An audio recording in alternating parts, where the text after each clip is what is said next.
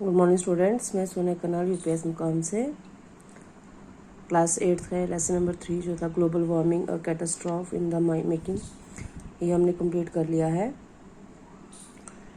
तो आज हम इसके क्वेश्चन आंसर स्टार्ट करेंगे। ग्लोबल वार्मिंग हमने पढ़ा कि किस तरह जो ग्लोबल वार्मिंग है ये हमारी लाइफ पे इफ़ेक्ट डाल रही है, हमारी जो लाइफ टोटली डिस्टर्ब हो गई है इससे।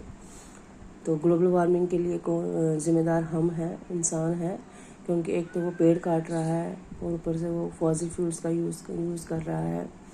फॉसिल फ्यूल मीन्स जैसे कोयला वगैरह, पेट्रोल, तो इनका यूज़ कर रहा है, जिससे कि पोल्यूशन हो रहा है और ग्लोबल वार्मिंग हो रही है। ग्लोबल वार्मिंग का जो इफेक्ट है हमारे टेम्परेचर पर पड़ रहा है। मौसम जो है वो अपने टाइम पे नहीं आ रहे हैं। विंटर्स में ज़्यादा विंटर नहीं होते हैं और समर में ज़्यादा समर नहीं, गर्मियाँ नहीं होती हैं। डिस्टर्बेंस आ गई है टेम्परेचर्स में, मौसमों में।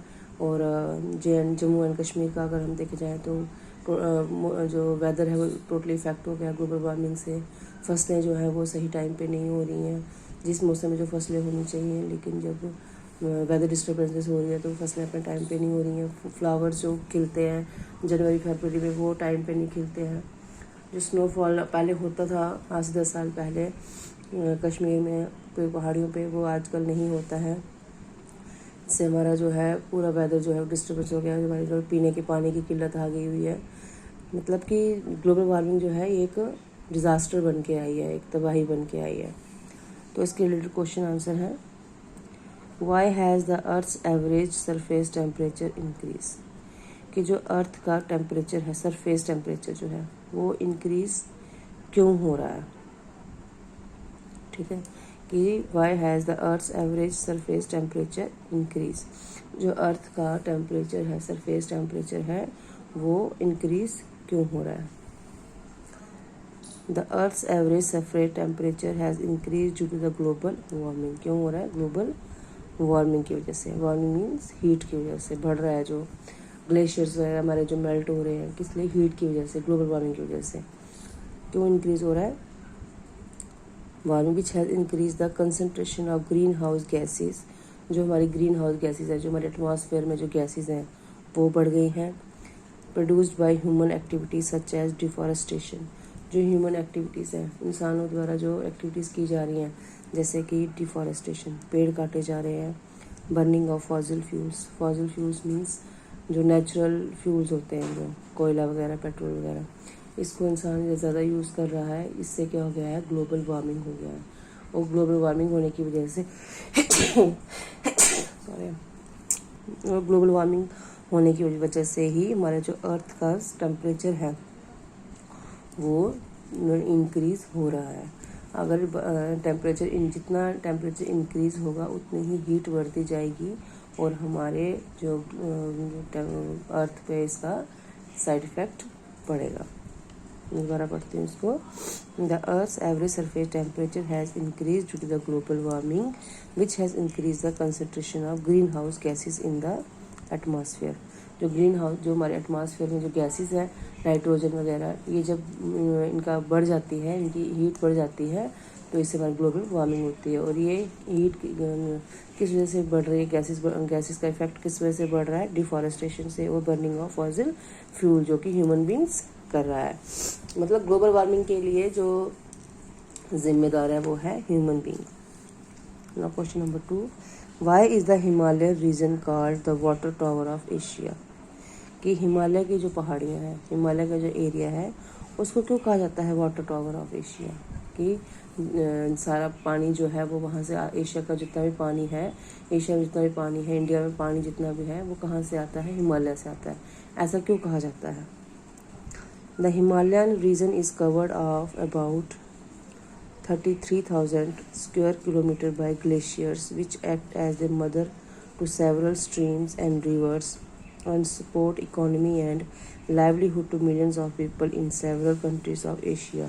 So it is called the water tower of Asia. क्यों कहा जाता है? क्योंकि एशिया में जितना भी पानी है वो सारा कहाँ से आता है? हिमालय से आता है। क्यों?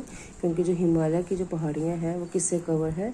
33,000 जो स्क्वायर किलोमीटर जो एरिया है हिमालय का, वो ग्लेशियर से ढका हुआ, मतलब बर्फ़ से ढका हुआ है। बर्फ़ का ढकने की वजह से उसको क्या कहता है, मदर कहा जाता है। किसकी मदर है वो?